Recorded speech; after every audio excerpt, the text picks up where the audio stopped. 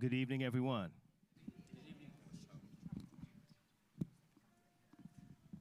Good evening, everyone. Good evening. There you go. So it's good to see you. My name is Tim Gramling. I'm the Dean of the Business School. It's a delight to see you all this evening. Can we give God some praise as we begin tonight?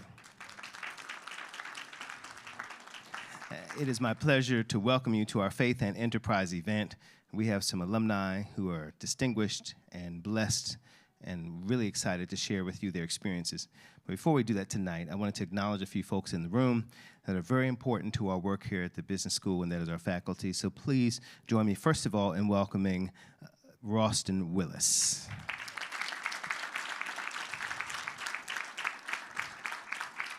And in the role of the Associate Dean for the Management Division, Dr. Tad Hove.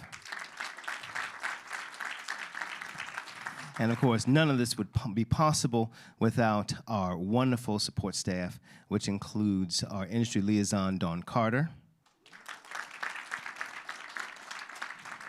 my assistant, Dolores Washington, and our erstwhile student worker, Jasmine Hill. In addition, tonight, as one of our special guests, I'm very excited to have with us the director of Gipson for Los Angeles, and also working with the North American Mission Board, which is a ministry in which Gipson operates right here on the CBU campus, Corey Singleton. Corey will be available to you for those who are interested in talking about missions after our program. So to kick off our program with prayer and introductions, please join me in welcoming Dr. Tad Hove.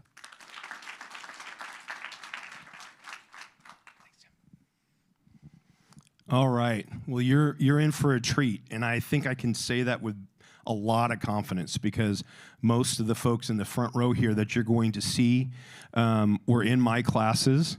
And no, I'm not taking credit for their intelligence. They built that themselves, but just beautiful backgrounds, beautiful hearts, beautiful contributions to their areas of expertise. And I'll be honest with you, it's when you have all your kids have moved out of the house, right? And when your kids come back home, it's a blessing. Any mom can tell you that. Any dad will tell you that. And so I really feel very, very blessed.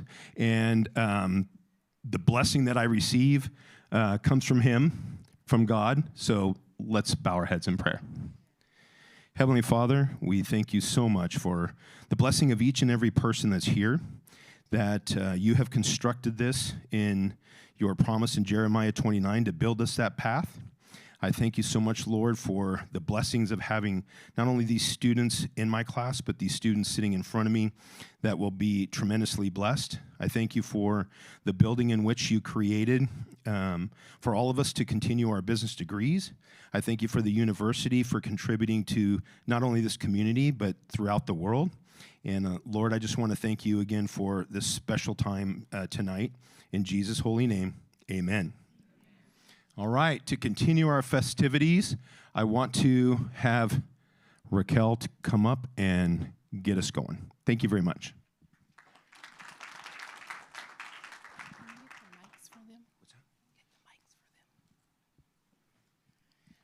Good evening, everyone.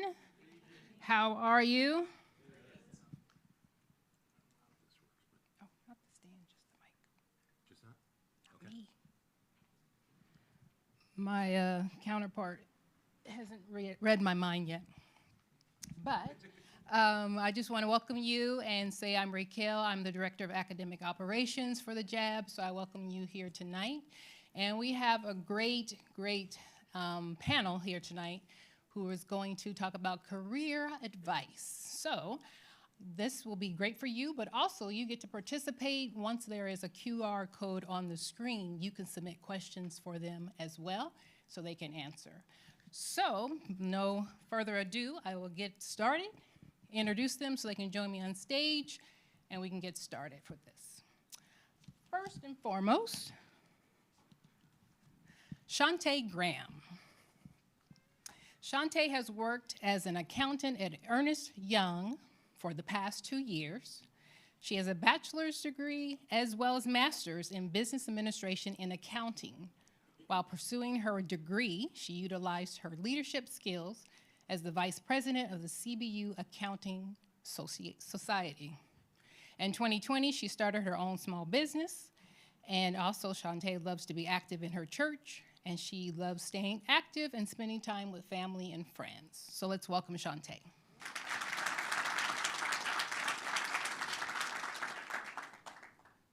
Next, we have Michael Riad. Michael has worked as an account executive at ESRI, specializing in developer location services for the past 2 years. He has a bachelor's in international business and a master's in business administration. While attending CBU, he developed a passion for technology and helping businesses harness the power of location intelligence to drive growth and innovation for the next generation of apps.